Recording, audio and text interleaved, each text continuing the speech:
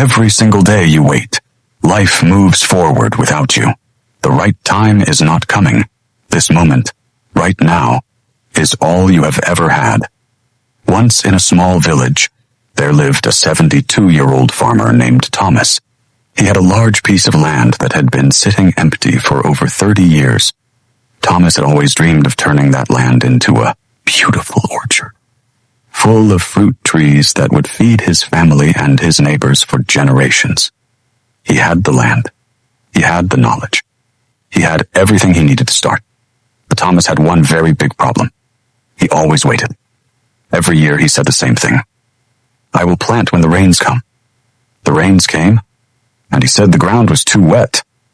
I will plant when my back feels better. His back felt better, and he said the season was almost over.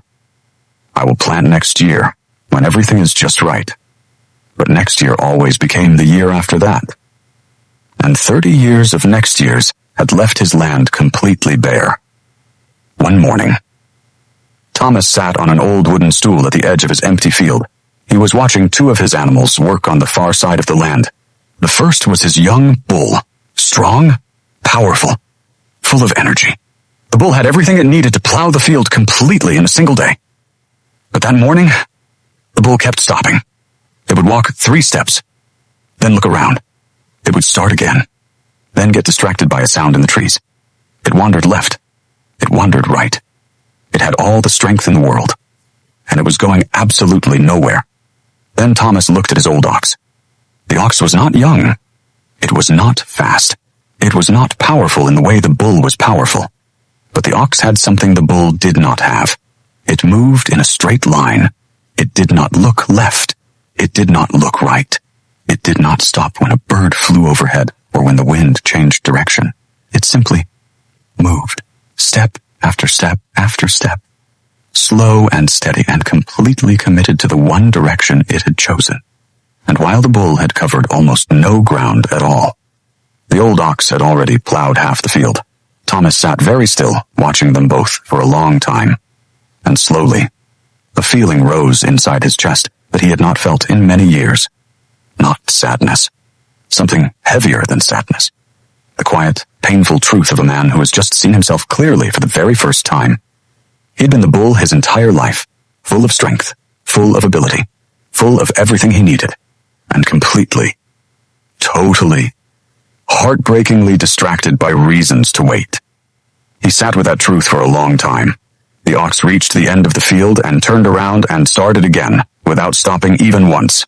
Then Thomas stood up. He walked to his shed. He took out his old shovel, and he walked to the center of his bare field and pushed the shovel into the earth. His son came running out of the house. "Father, what are you doing?" Thomas kept digging.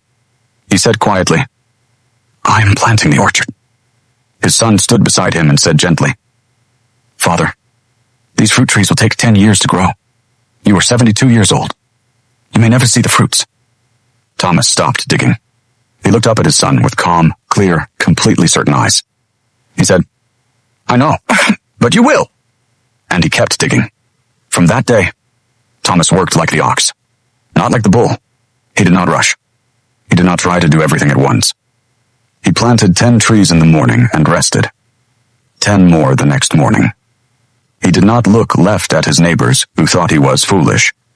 He did not look right at the people who said an old man had no business starting something new. He simply moved forward, one tree at a time, one day at a time, completely committed to the one direction he had chosen. And 9 years later, when the first fruits appeared on the branches of those trees, Thomas was 81 years old. He sat on that same wooden stool at the edge of his field. But the field was no longer bare. It was full of trees, full of shade, full of fruit, full of his grandchildren running and laughing and picking fruit with their small hands. Thomas watched them and felt something so complete and so warm inside his chest that it had no name. He did not think about the 30 years he had waited. There was no room left for that. The orchard was too full of life. But sometimes, when the morning was quiet, he would look across the field and see his old ox moving steadily along the far edge of the land. Still moving, still straight, still committed, and Thomas would nod at it slowly, like a man nodding at the teacher who saved his life. 30 years too late, and just in time. Strength without direction is just noise, my friend. The bull had everything, and went nowhere. The ox had less, and crossed the entire field. Stop waiting. Pick one direction. Move.